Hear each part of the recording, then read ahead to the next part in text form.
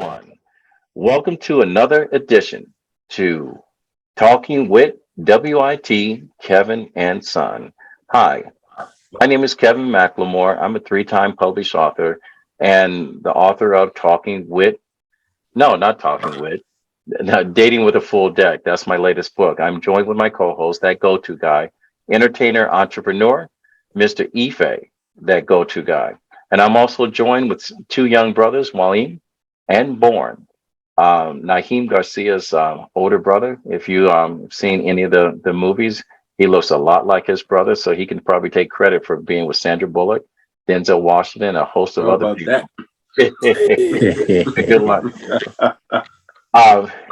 This episode is brought to you by RMK Productions and the 10 United Podcast. Our mission is through the power of story. We want to uplift through the power of our voice, inspire, share stories and experiences and perspectives using the framework of teaching, learning, and modeling. Our purpose is hope. Today's subject is that D word. Yes, I'm talking about divorce. We're going to talk about um, human experiences of going through the process. We're going to talk about the some of the do's and don'ts when you go through the process, and we're going to get, I'm going to say, raw. This conversation was brought up originally by Bourne's brother Naheem. We had a conversation of sharing experiences through this very unique club that we never volunteered to enter, the Divorce Club, and talking about life going through the process and life afterwards. So hopefully those of you that are listening to this, that are going through the process, those of you that have been through the process and have not survived the process, and those of you that have moved on in the process, we hope that you don't make the same mistakes that makes you a national charter member of the process. So with that said, in the United States, over 50% of the marriages end in divorce. I always ask myself why. One, COVID-19, during the year that we went through that, had the largest number of divorce throughout our country's history. Don't know why. It could be because you found out what your relationship was really about. You also may discovered what real childcare was about. Yeah, take care of your own damn kids. The other thing is you may have been a pretender with your finances and realized life got tough and you decided to part ways on that. Or maybe you weren't the person that your partner thought you were. And all of a sudden, because they were with you 24/7, you discovered the truth about who you were with. Also, the United States is rated number 6 in the divorce rates. Guatemala has the lowest divorce rates of all, with 0.3 rating on 1,000 people that was surveyed. But coming in first place, and always the destroyer, Russia was number 1. They just can't seem to get it together or get along. So, with that said, let's go ahead and talk. Let's with that said, let's go ahead and talk about the conversation of divorce. And for you, the listener, I just want to tell you, if you think we're going to be mouthing our ex, well, it's not going to happen. Mother of my kids, I love her to death.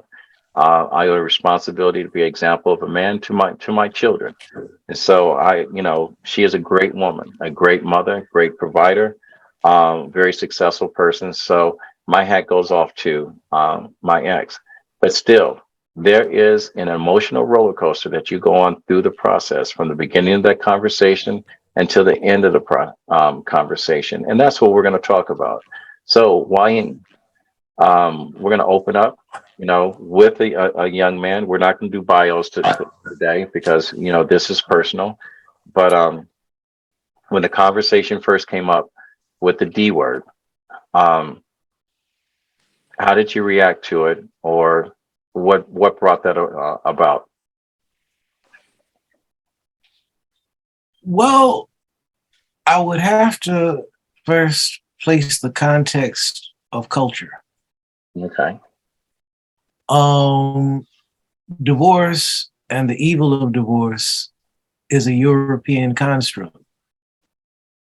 When you look at Native society, Native culture, Native Americans, what I'm speaking of, indigenous, particularly society, the orientation I'm coming out of as a Mashpee Wampanoag. The concept of relationship, it's understood that people change. And with the notion that people change, the construct of marriage can change right along with it. So you might have a couple who is together and for whatever reasons drift apart. Now, this doesn't take away from responsibility to each other or responsibility to family per se, but that relationship shifts, it changes, it dissolves. She moves on perhaps to another husband or another partner. He moves on to another partner. This kind of thing happens. It's the nature, though, when you look at Western society. First of all, the construct of marriage as we know it comes from the feudal period. And it was really to determine property ownership. And it was even to when you look at it from the patriarch, it was to determine the wife as property right along with the cattle and the land and the house, etc. And when you even look at, like, for example, I was married and divorced and realized when I actually looked at the legal contract of marriage in the United States, realized that if I had really read, it was like when people sign a record deal. If I had really read this, the concept of marriage is beautiful. The construct of marriage is beautiful. When you look at the American legal system, there is absolutely no reason why a man should want to get married in the United States. I'm almost like if you want to, if you're an American citizen and you want to get married, go to South America, go to the Caribbean, go to several countries in Africa, go to a few countries in the South Asian region. Do not get married here. Now, I'm going to have to ask you why, because in the event that you are a resident of the United States and based on the state laws, does not the state laws dictate the outcome of that relationship once it's dissolved, or you are married as long as you are licensed in another country? How does that work? The state law would apply in terms of the dissolution of the marriage, but in terms of the legal bind of the marriage itself, that's determined by where you were married, and then it becomes a matter of a recognized marriage. This is why you have people who leave the United States and get married, and when they come back to the United States as man and wife, it's that the United States recognizes this marriage. All right. That's what's taking place. You just know you just put a loophole in divorce. I think I learned something might not be just such now. a bad thing, though. Yep, sweetheart, we're going on vacation to get married. Or if you want to make it, well, hi, honey, we're going to move to New York State, or we're going to move to the state of Pennsylvania, and we'll just live together for 7 years because common law marriage is fully legal, and common law marriage is recognized in those states. So if you are common law married, you are then considered married whatever state you move to. Right.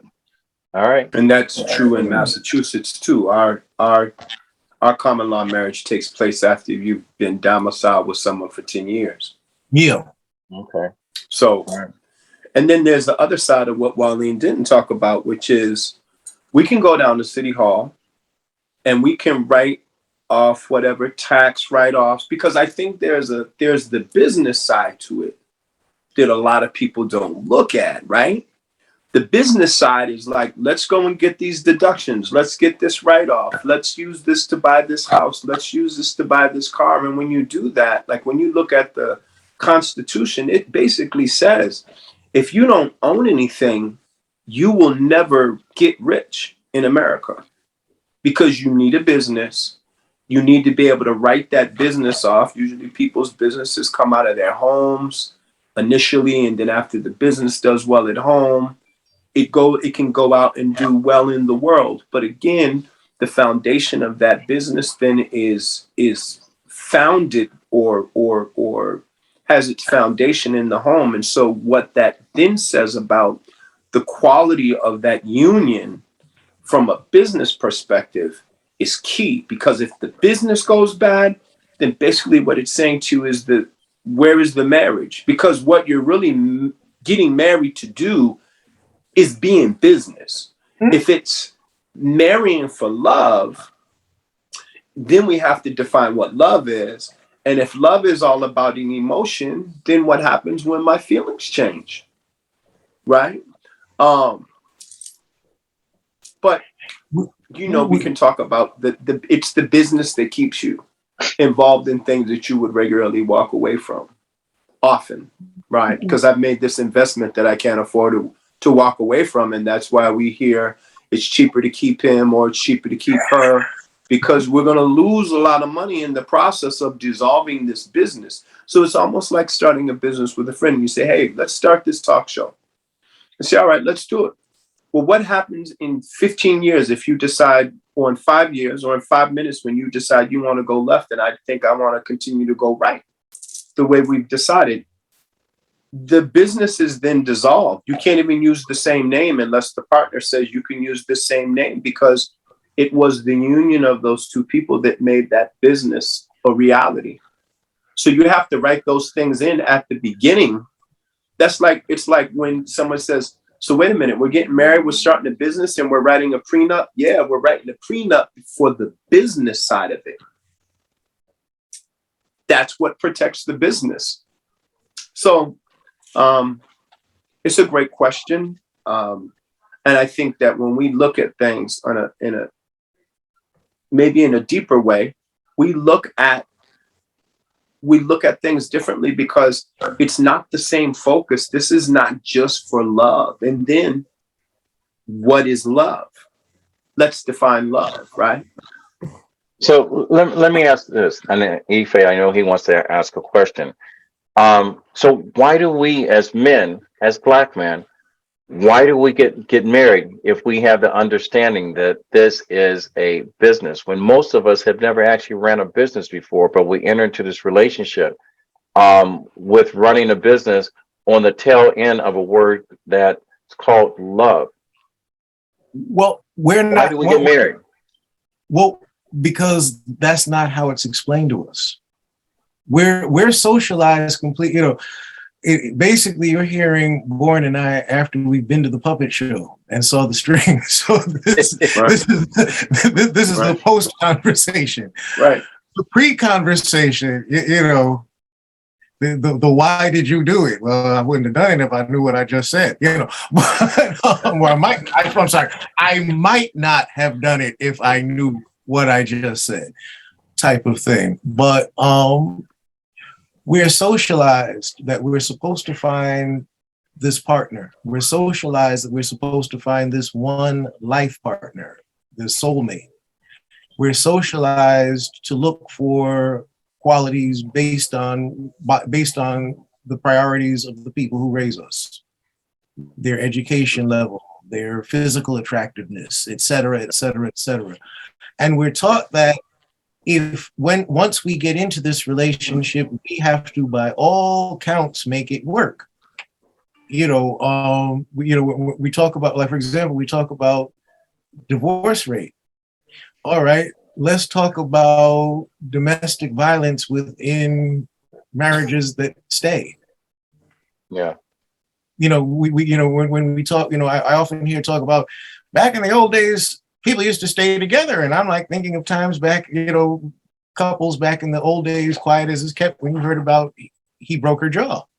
Yeah. They stayed married for 50 or 60 years, but when they were married for 5 or 6, good left hook, So was this a healthy thing? No, this was a toxic marriage. This is a toxic situation that was held together.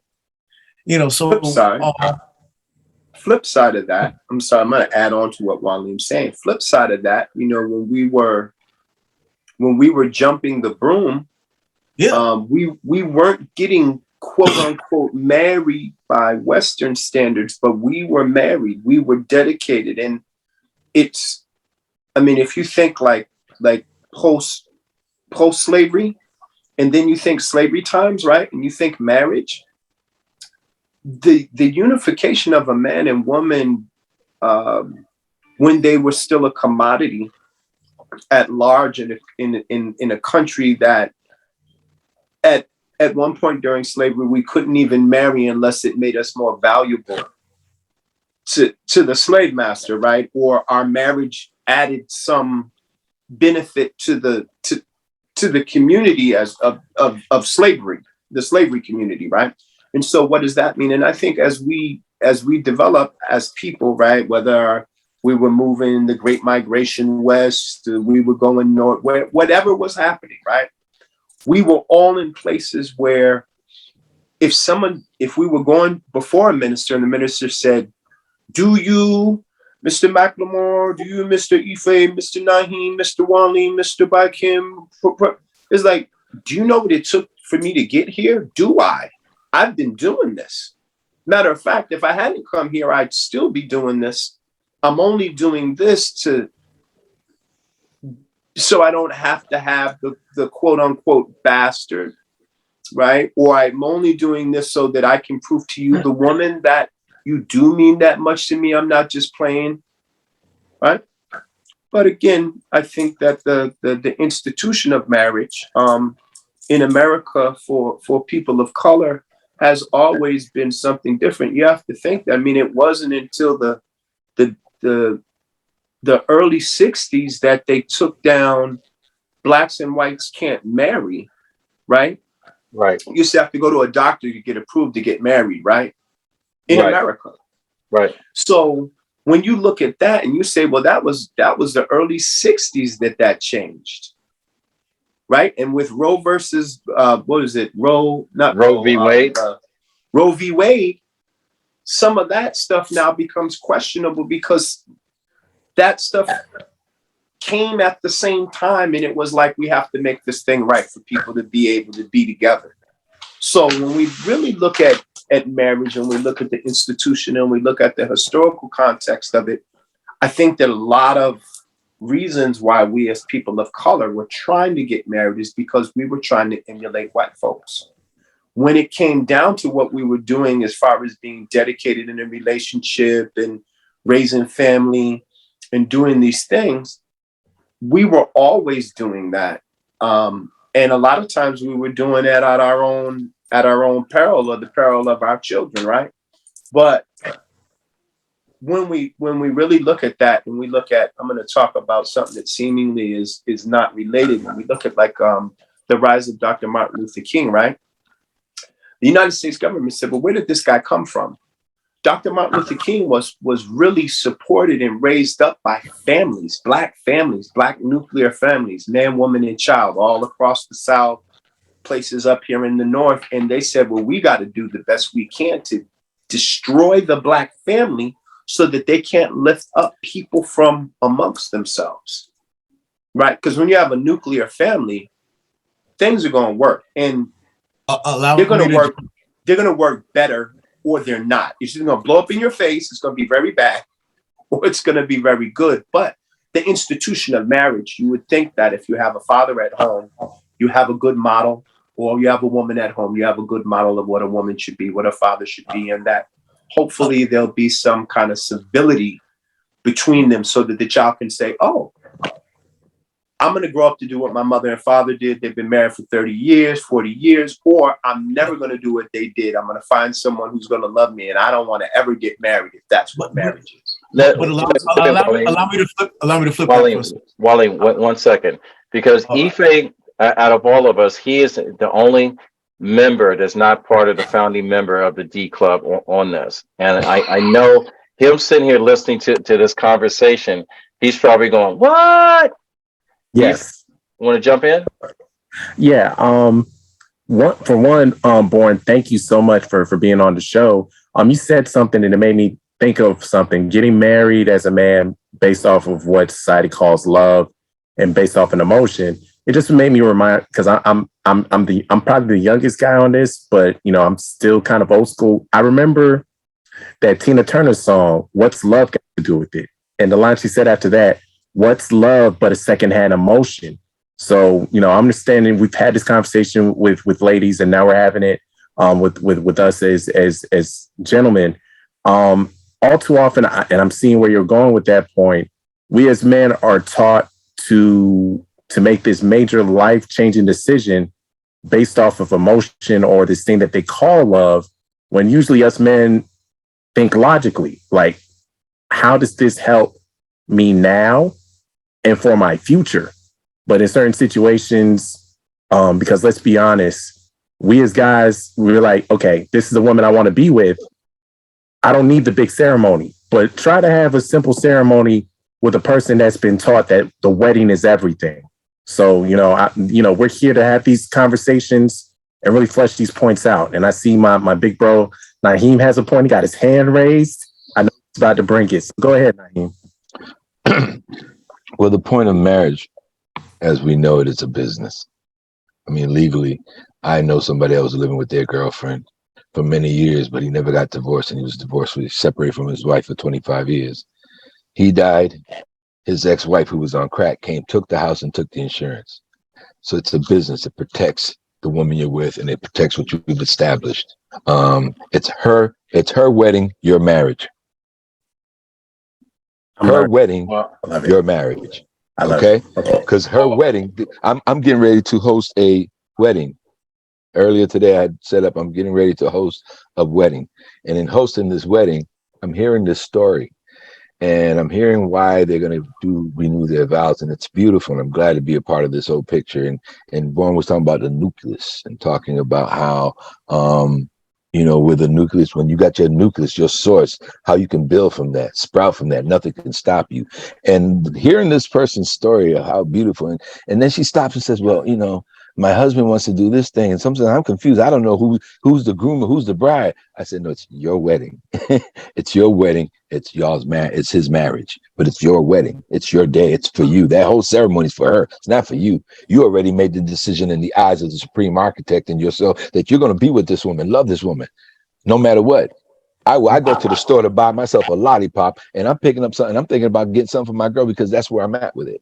There's nothing else I want to do. And historically, and you're African, when a man chose his woman, there was a simple ceremony.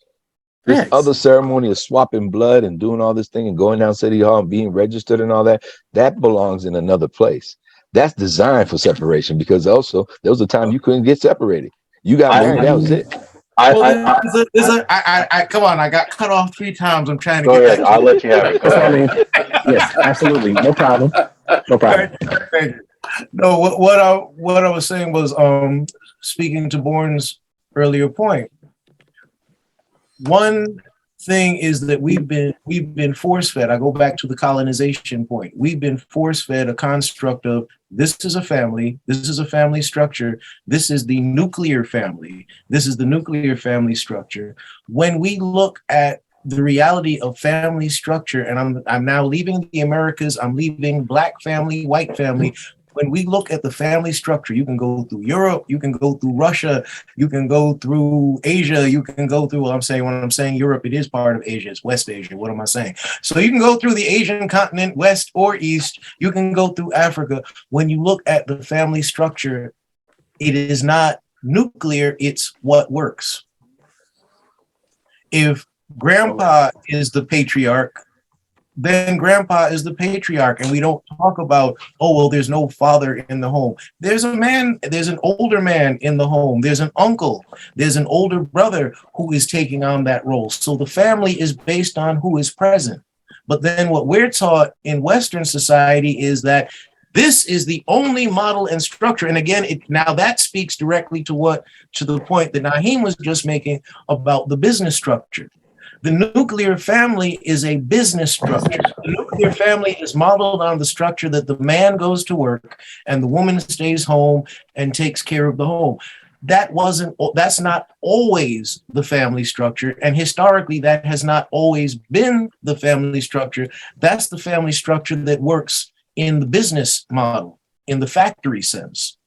And, to speak also to Ife's point about love and marriage, let's look at the farce of a royal family over in England, if we might. And the individuals about to step in now as the new figurehead of Britain. He married because they needed an English bloodline in the family, in the British family, because the British family is German and has been. The Tudors and the Windsors are German. And what was realized was we now need to intercept an actual British bloodline in, which is where Diana came into the picture, because she was British and she was nobility. So therefore, you marry her and you have babies with her. Bear in mind, this is the same mentality that leads to the breeding of slaves here in the United States. This is what's going, because that concept of breeding supersedes their thinking. So you marry this woman and you have children with this woman because of the bloodline that needs to happen. You can have this woman on the side all you want. If this woman dies first, wink, wink, you can marry her, but your children need to come out of this one. This is the same. This is the same. And you know, and this is what was happening on the plantation. So this is, you know, the same thing happening on the plantation. Your children, you are big and this, and she's big and that. So all of your babies are coming out of her. This sounds a lot like the synopsis to the Game of Thrones. You know, Well, how do you keep it going? Let me go. Let me go. I mean, let's take it to the Roosevelts. Well, let me go on. Eleanor Roosevelt didn't have to change the monogram on her luggage when she got married. She married her cousin. I mean, same thing as, like, you know, Jerry Lee Lewis married the cousin.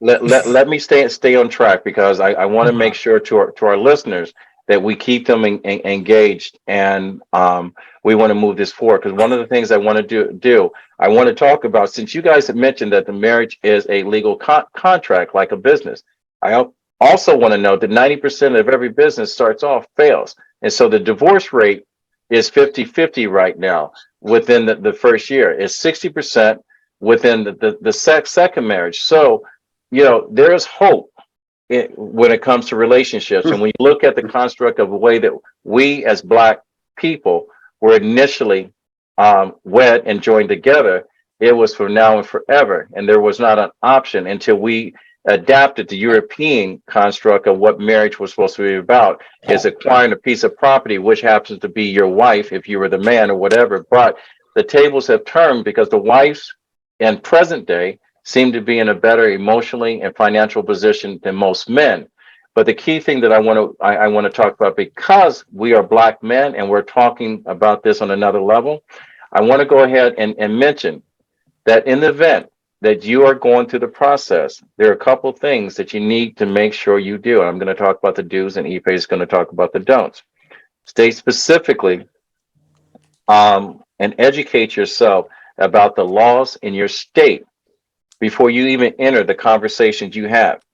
Gather all the records and make sure that you have clear and clean copies of your tax return, loan applications, wills, trusts, financial statements, bank information, broker statement, deeds, et cetera, and even pay stubs of your spouse before you even get involved in that conversation. Know what you own, and also have access or find out if there's any hidden debt or anything that will be a common surprise in going through this process. All right. Also, because of the technology with phones and so forth, document video proof of the things that you have of value in the house, and that includes antique art, jewelry, and perhaps sentimental values that hold values to you or that have been inherited. So that way you can know your fair share. And I would also say, and I didn't do it in my marriage, and when the resolve of my marriage, because I just wanted to make sure that when my sons grew up, I didn't want my sons to say Dad masked his wealth or his success based on the back of his mother, since that at that time she had become very successful in her business, and my business was what started us out. So also make sure that, you know, you get your fair share. And it takes a lot for a man to ask something from a woman, but we also look at the other coin, is that the conversation doesn't seem to have as much stress attached to it as it does when you are a man and someone's questioning if you're a man or not. Also keep close tabs on your legal fees, because you have to understand a lawyer is in business and his responsibility is not to you and your family, but to a law firm. That's the reason why he bills you in the hour. He will accept extra money for texts, emails, phone conversation, even if it says hello. You got to make sure you're clear on what you're being paid for, because otherwise you can resolve your marriage, but the only person that walks away happily ever after is the law firm that's attached to Johnson and Johnson, or whatever the name may be. Check your Social Security benefits to make sure that when you reach the age of 62, that you're not leaving anything on the table if there's something left to you. And update every registration type that you may need. You need to change your name. You need to change financial accounts, things you own jointly. You need to be aware of that. And then also legacy documents, your will, your estate planning, including your beneficiary names, insurance policies, and insurance accounts. And those are the things that when you talk about the dues that you need to make note of. And there's a very short list that Ife will go against with the don'ts. And then we're going to talk about, as Black men, the roles we play in our children, the conversation we have explaining divorce and life after that. Ife, fire away with the don'ts. Okay, so I got 6 divorce don'ts, and obviously I've never been married, so most of these were pretty much between the conversation me and Kevin had. Ife, don't do it. Don't do it. That's what I'm hearing. That's the underlying message I am hearing right now. I'm just gonna be like, I'm cool. I done made it to this nice age. I got a birthday coming up in a few days. Ready. I'm just talking when I'm ready. When I'm ready. Ife, I'm just joking with you. If you like that car and you want to see it in someone else's driveway, it's okay. If that house that you worked so hard for, if you don't mind your neighbor living into it, it's okay. And Ife, you can sleep on my couch. She don't care. Yeah, she don't care no more. Hey, ladies and gentlemen, I am just joking. I'm just joking. I believe we're playing off of the stereotypes, but no, we got, because I got something for that. I got a response for your. Just go ahead. All right, go ahead. She got the gold mine and I got the shaft. Oh, she got the gold mine and I got the shaft. I knew it as soon as I got a bunch of brothers on here. This is going to be a chaotic conversation. So Ife, go ahead. Let's list the 6 don'ts real quick, and then we talk about the children. All right. First point. Think about not holding on to the house. There are going to be certain items in the house, certain rooms in the house that are going to bring back sentimental memories that if you're divorced and you move forward may help you. And then this is a reality of our modern day. With that house comes 2 incomes, hers and yours. So if an income is missing, might want to reconsider holding on to that house. 2, look into the tax consequences of this divorce. And if you have any friends that are good, like in accounting or tax accountants or stuff of the sort, even before the divorce happens, it's always good to have friends like that. So if you go through this process, you have someone you can rely on. 3, do not neglect health insurance. Sometimes there's health insurance for the family that's put in a spouse's name. When the divorce comes, that means it's a time to reshuffle and make sure that everyone has the proper coverage, especially if there's kids involved. So definitely look into that. Don't attempt to split the retirement accounts, such as the 401k or the IRA that may have been set up, unless, like I said before, you have somebody that deals with that stuff and can give you the proper documents and guidance so that that's done in a timely fashion. 5, don't roll over your ex's retirement accounts into an IRA, especially if you need money to finance the divorce proceedings, the court fees, the lawyer fees, etc. There may be a penalty with that. And then finally, do not spend lavishly during a divorce. I know a lot of people, when they're like, hey, I'm breaking up or I'm divorcing, I'm going to just spend that other person's money. That's their punishment. Don't do that. Do not do that. That's a you know what I'm saying? It's a time to be, fiscally responsible, financially disciplined. Because as we've clearly explained through the course of this show, it costs. Marriage is a business, and if you don't handle your business correctly, it can hurt, especially in the pockets. So keep that in mind. Yeah. So to my listeners, I hope that you make notes of these, and it's probably a lot longer list, but I want to keep the show under control. But if you look at our logo, Talking Wit, Kevin and Son, there's a reason why we have this title. And when I brought my son involved into this podcast, I wanted to teach him how to be independent in entrepreneurship. I also wanted to send a message as an example that all Black men are not disconnected to the responsibilities of their children. When I wrote in my book, Dating with Full Deck, I also stated out, I said, women need to understand when you separate from the person that you were once emotionally connected to, you still have a responsibility to hold that family together as mother and father. A young man learns how to be a man unless you're in a dysfunctional and a violent relationship from the first man that's in his life, teaching them how this world reacts. And that's, you brought this up earlier with the grandparents and whatever and the knowledge. But also for a young female, the first man that a woman learns to love is her father. And then what happens is if you that screwed up father, she goes out and she duplicates a messed up relationship trying to find happiness. So we've all been through this process. Let's talk about divorce and the children. Naheem. Yeah. Yeah, that's a tough one. Sometimes the children themselves feel like they need to take sides. I'll just give you my perspective from when I went through. I didn't want my child to take sides. I just want her to love me, because at the end of the day, I don't need you to take sides. Just be my child. But sometimes when one of the parents decides to cut off everybody in the family, the opposite person's family, and they separate and they move on, that pressure is also placed upon the child to make a decision, because it's hard to balance both worlds, and and financially be on top of it. And if you hit hard times, communicate, explain the situation, and then follow through. It gets a little twisted. There's a lot that goes on without having to get real personal about it. But it could be a very tough thing. I mean, my brothers, who I've known what they both, one raised his child, the other one, raised all his kids. But at the same time, it was very easy for the women to toy with the children and to toy with you. And when they're done with you in a divorce and they want to move on into their new life, they sometimes, without consciousness, put the same pressure on the child.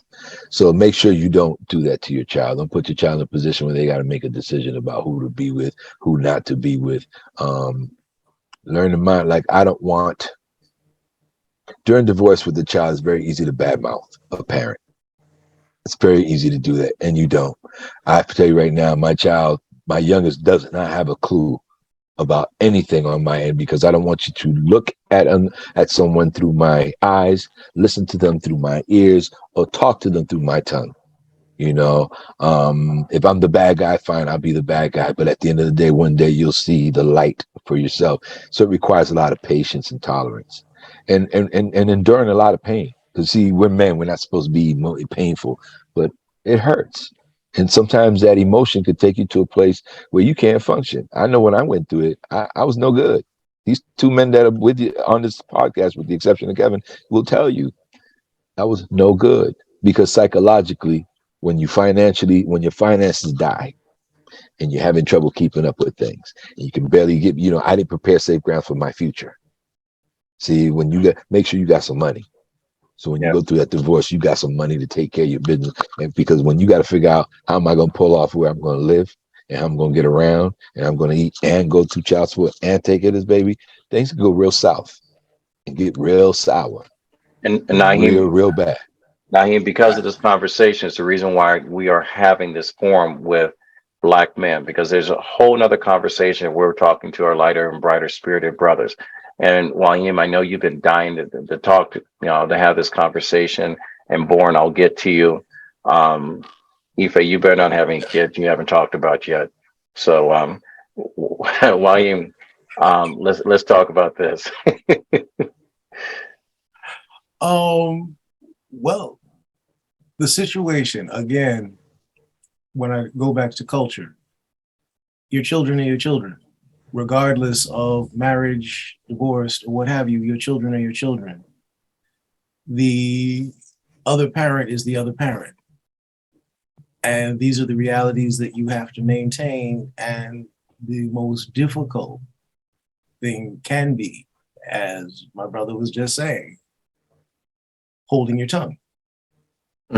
And in my particular situation, I decided that I was going to fight for custody of my son, not so much because of my ex-wife as much as I saw her family as a problematic environment. And also living in a completely different state. So compiling all of these things, decided that my only choice was fight for custody, and received it. And it was, it was a brutal experience. It was,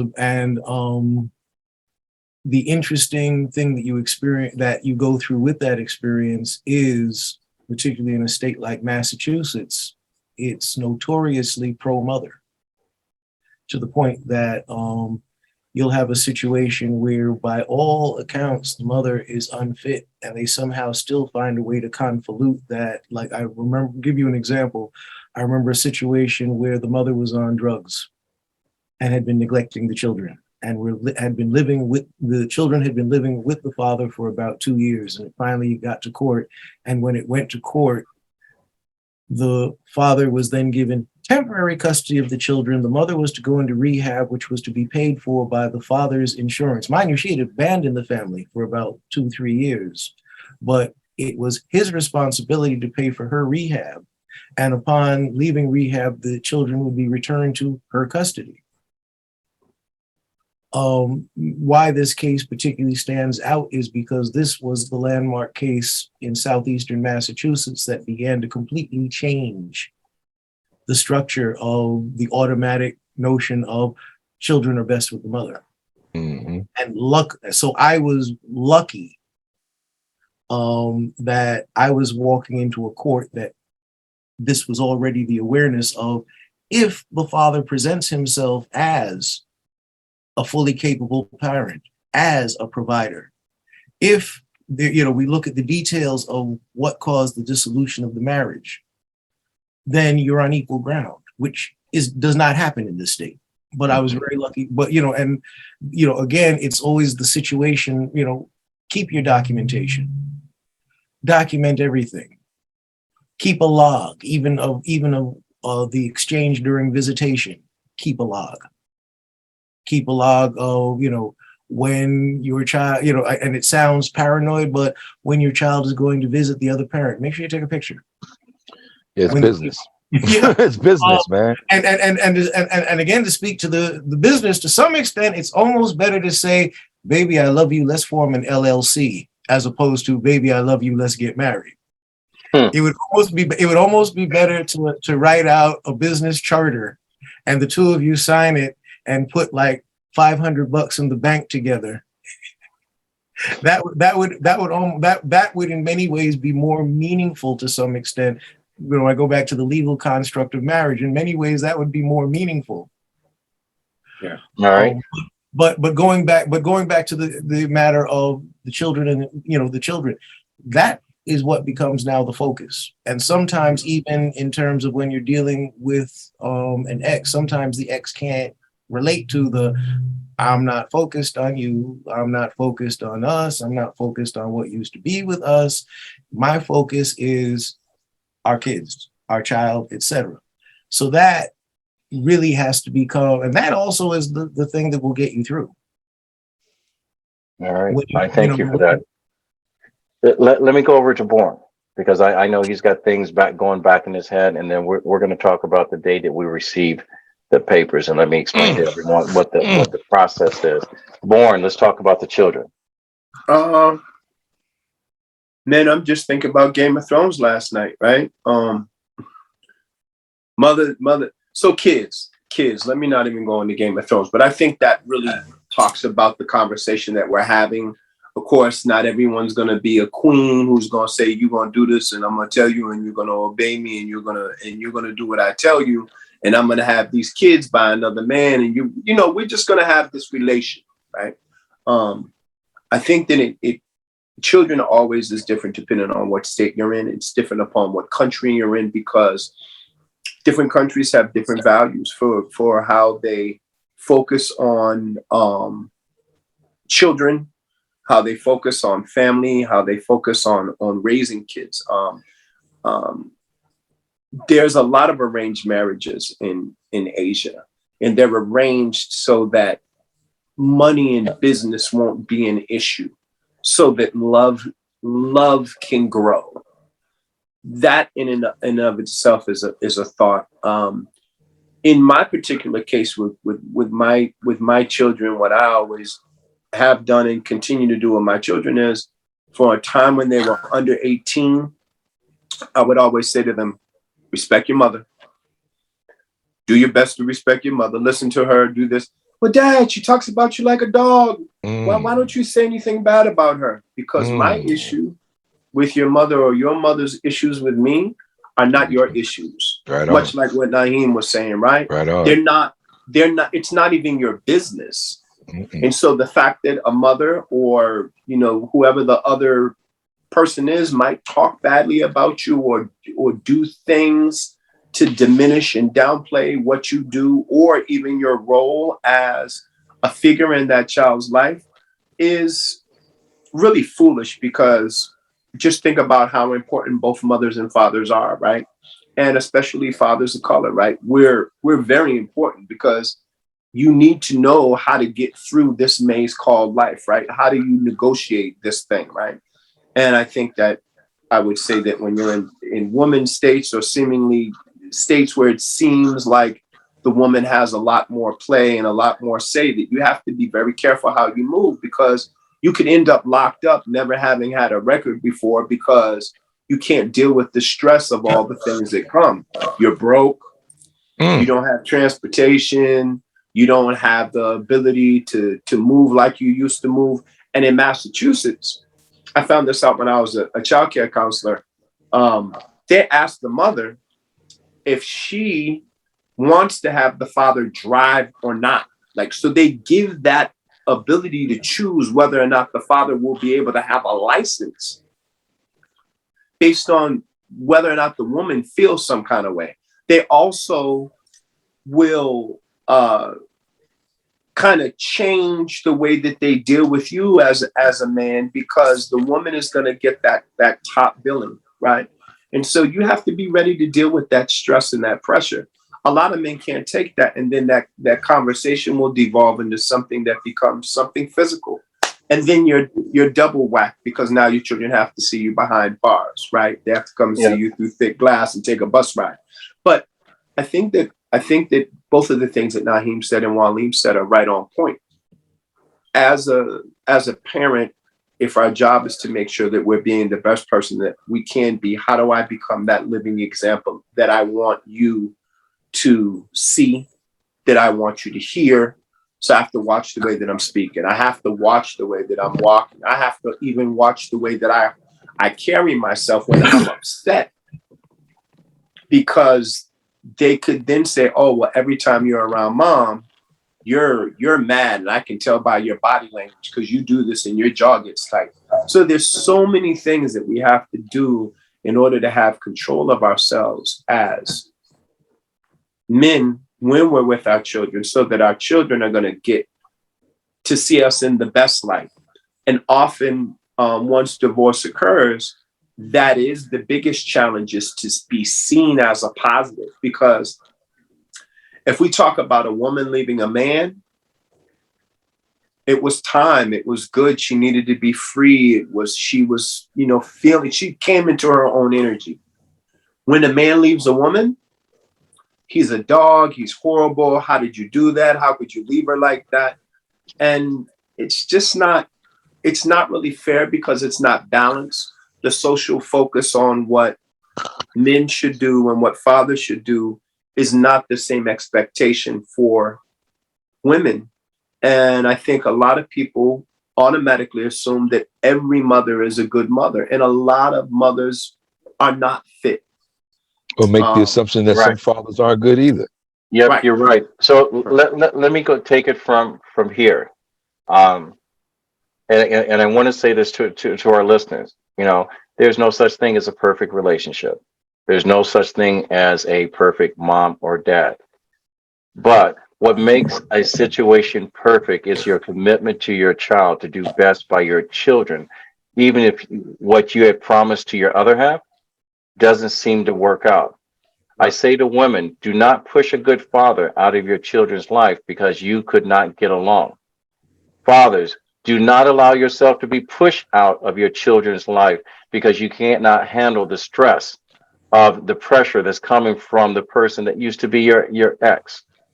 Now, for my listeners, this is going to be a tough conversation for most of us because what normally happens in the process, and I'm hoping no one ever has to experience this, when you go through the process of filing for divorce, you're going to have a conversation that says on this day you have to sign these papers that says your divorce is final. And then all of a sudden, a couple of weeks later, it could be 4, 5, 6 weeks, you get a letter in the mail, and it's a confirmation, and it's cruel, that says that your divorce is now finalized. I've said this, and I've listened to Les Brown say this. He goes, the two most important days of your life is the day that you live, the day that you're born, and the day that you find out why. That little line in the middle is your life. When a divorce comes into play, no matter how brave, how strong, how good looking, how built we are, whatever, we are human. The emotion that you have lost someone that you have committed your heart to has changed. I know me, I sat for a minute and I reflected because I looked at the Christmases and the holidays with my children, the vacations, the conversations, the first ball that was taught. And I realized that, you know, now is everything is going to be complicated to see my kids at the end of the road until when they hit the starting gate to start their relationships. And the same as Naheem and all you guys have said, I've never said one bad thing about their mother because she's the mother of my child and I will love her forever for that. She gave me gifts that no other man or no other person can give me. No other success in my life can give me a higher gift than the children I've born in this world. So we're going to wrap this up really quickly. We're going to go around the table. Waim, the day did you receive the letter? I was the one who sent it. Okay. Naheem, the day you received the letter. I'll be honest, I don't remember. And I don't remember. I remember I got divorced in November, and I think it was 2011 or 12. I don't remember because after it happened, I just had to, I don't remember. I don't remember. And that's something that's interesting that I don't remember because I think it was November 11th. And I'm just going to say that. I think it was November. And this November 11th was also the day my grandmother died. It was also the day that the city hall named Naheem Garcia Day. So there was a lot going on during that time. You had good days on a bad day. Born. Yeah, I don't. Sorry, yeah. The date, I don't remember the first date, but I remember the year. It was 2007. I ended my first marriage. My first marriage finally ended because my wife would finally give me a divorce. She refused to give me a divorce. Okay. Had an affair, refused to give me a divorce, and then all right, met a man. We're not going to badmouth that. No. I'm not bad mouthing. I'm not bad mouthing her. I'm just simply stating what happened. There's no bad mouthing here. She wanted to get married to another man. So finally, because she met someone that she finally wanted to get married to, that's when she agreed to divorce me. So that's when that first divorce happened. Right now, I am in the middle of a divorce. That I'm waiting for the paperwork to come to me so I can blow on it to make it dry or put it under a heater to make sure that it's for real. And I'm gonna put it under glass this time, and I'm gonna hang it on the wall, and I'm gonna forever be able to see it and go, that's why, and that's a different conversation. But that's why marriage is not, what it just got real interesting. It just got real interesting. Well, this can last forever. We did this conversation earlier with a group of women, and it was a totally different tone. And when you talk to Black men and understanding what this is, I am so glad we had this conversation. I'm the author of Dating with a Full Deck.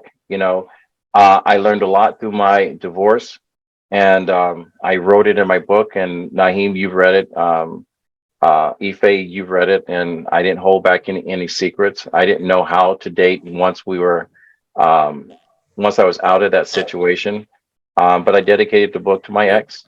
All right. So, I mean, we'll have another show from that, but we do I need to got, wrap yeah, it because up.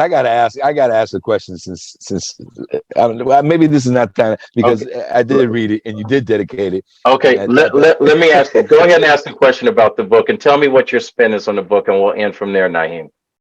Awesome. well, the book is an instruction. It's an instruction on, how to go about living your life after death, so to speak. That's the way I'm going to put it.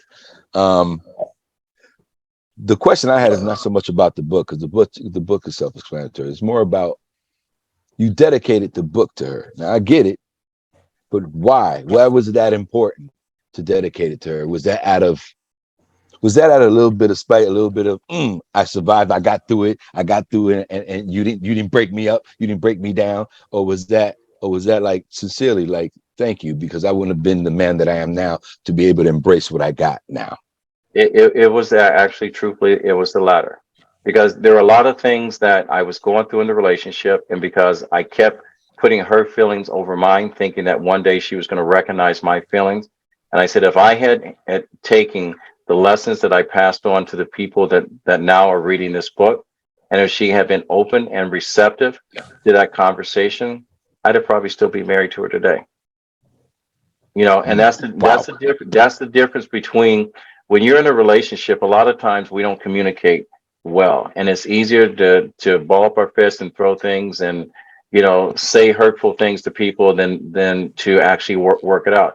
I will tell you, just like any business, marriage is tough. There are going to be good days that the money's going to be free flowing and everything's going to be happy, but Mhm. you know how many times the storms come in and you've ridden out the tide? Yeah, you have to go in and put the lawn chairs back in your yard when they end up as somebody else. You have to overcome a conversation with a relative that normally does not value your position in a relationship. But at the end of the day, you got to ask yourself why you even got involved. None of us ever entered this contract as a business. We enter the contract because we see happily ever after at the end of the road. All right. And then what happens? It gets complicated because we start getting advice from friends, families. We start reading Oprah. We start looking at, The View and all these other shows and whatever. And then all of a sudden we get around our buddies and go, I would kick that broad out. I ain't taking no and, more of this or whatever. and don't have no sour buddies. Yeah. Oh my goodness. And it's For the just like I perpetually single say in the guys. book. When you're having hard times in your woman, the last thing you want to do is take advice from a woman that ain't got a man. She doesn't want to see you happy. And the first thing she's going to do is say, do this, do that, and whatever. And I learned through looking at my grandparents' relationship. My grandmother didn't have a ring for 55 years of their marriage. I always thought they had the happiest marriage. Did I know that there was infidelity, financial discretion, alcohol involved in that? But they stayed together. And when I asked my grandmother, she goes, "I'm not sending this man out there to be with someone else. Took me all these years to train him. Why am I going to leave the best part?" All right. So if you want to know the answer why, and ladies and gentlemen, I'm going to tell you, divorce is easy. It's a cop out. If I put you on an island with the worst person on the world and said you had no chance of survival, and you got cold, 97.6 is a lot warmer than 97.6 by itself. When the storm comes in and you need shelter and you can't handle a knife and a hammer, and he's sitting there someplace cold, I mean, nice and dry, and you sit up there with him, things change. When you get to the point that you're a man and you don't communicate well, and the only conversation you have with this woman is that conversation, you start paying attention to the conversation she has to start meeting her needs. And when you get hungry and only one of you can fish, after 3 days, everything starts to look good for you. And when you have no other out, what do? It's like anything else. You survive and you work it out. So with that said, we've enjoyed a lot of conversation, and we went in one direction and came back to another. Hopefully we pulled you in. If you liked what you've heard, Go to RMK Productions and Network on our YouTube page and subscribe and follow. And please share this. If you'd like to be a guest on RMK Productions or talking with Kevin and Son, or even on our Motivational Sundays with Kevin and Friends, we're going to go live soon.